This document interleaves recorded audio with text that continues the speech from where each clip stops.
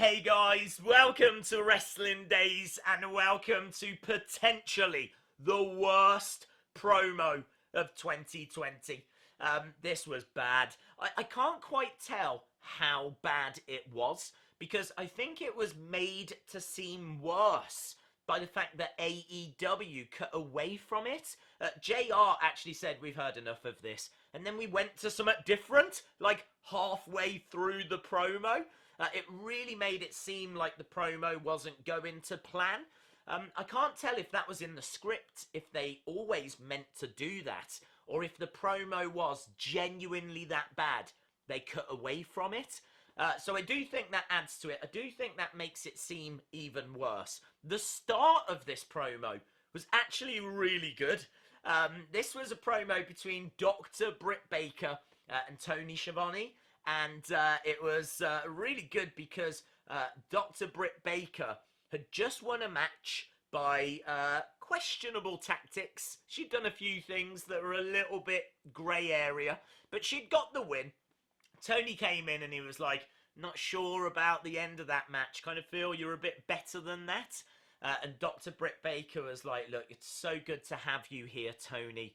I know this is your meal ticket, because before this you used to work in Starbucks, which is a true story. He did work in Starbucks. He worked there for, I think he said, around about 15 months. And he worked there because he had some spare time. He said he didn't necessarily need the money, but he's a fan of coffee, and it's something he always fancied doing. So he trained up to become like a Starbucks barista, which is just like a really weird thing for him to do.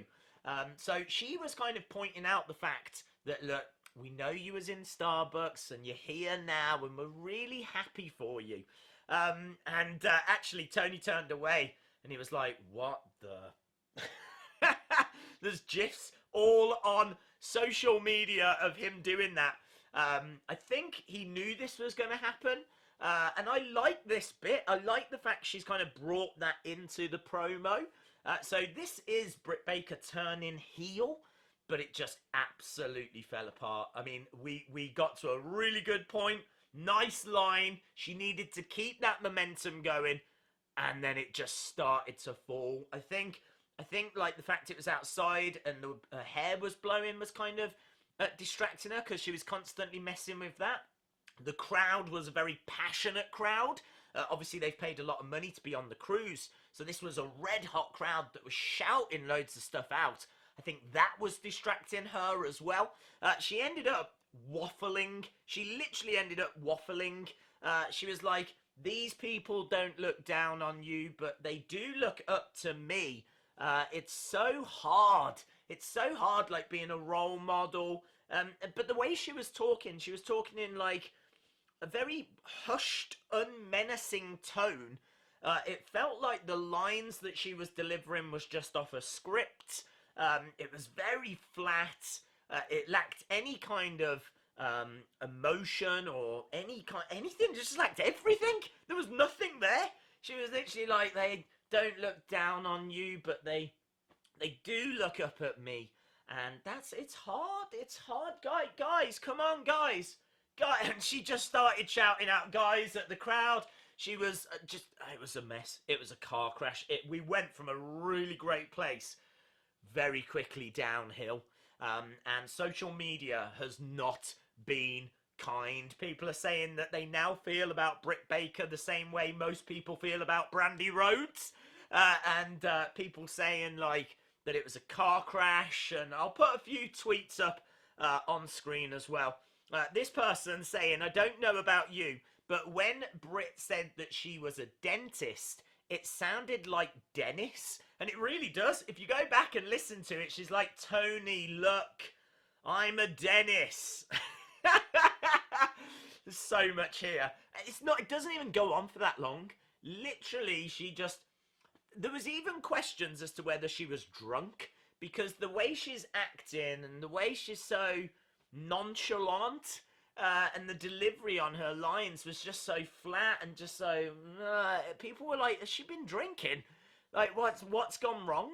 And then the fact that AEW cut away as well. It was a car crash. it was a car crash. This was actually a big talking point coming out of Wednesday. There was loads of other stuff that went down. AEW was actually a very good show this week. I think the cruise ship was brilliant. Britt Baker's match was all right, and I think that's what makes this maybe a little bit more impactful.